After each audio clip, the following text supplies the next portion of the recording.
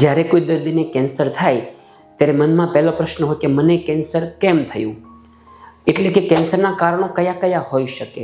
ઘણા ખરા કેસમાં કોઈ ચોક્કસ કારણ મળતું નથી, પરંતુ રિસ્ક ફેક્ટર હોય છે. રિસ્ક ફેક્ટરનો મતલબ હોય છે એ જો હોય તો કેન્સરની શક્યતા વધી જાય, થાય જેવું જરૂરી નથી. તો આજે આપણે સમજીએ ખાસ કરીને એવા કેન્સરના કારણો કે જેને આપણે અટકાવી શકીએ છીએ.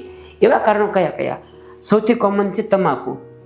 લગભગ દુનિયામાં 20-30% જે કેસ કેન્સરના હોય એમાં ક્યાંક ને ક્યાંક તમાકુનો રોલ હોય છે. 100% કારણભૂત ભલે ન હોય. બીજું છે વજન, ઓબેસિટી. જેનું વજન ખૂબ વધારે હોય એને પણ કેન્સરનું જોખમ ઘણું વધતું હોય છે. લગભગ 20% જેટલા કેન્સરમાં ઓબેસિટીનું કંઈ ને કંઈ કારણ હોય છે. ત્રીજું છે ઇન્ફેક્શન. ખાસ કરીને અમુક ઇન્ફેક્શન એવા છે જે કેન્સર કરે. એક છે હેપેટાઇટિસ બીનું ઇન્ફેક્શન જે લીવર કેન્સર કરે, અને બહેનોમાં ગર્ભાશયના મોઢાનું કેન્સરમાં હ્યુમન પેપિલોમા વાયરસનું ઇન્ફેક્શન. આ બંને કેન્સરના જે કારણો છે એને અટકાવી શકીએ છીએ કારણ કે બંનેની વેક્સિન અવેલેબલ છે. ત્રીજી વસ્તુ છે દારૂ, આલ્કોહોલ.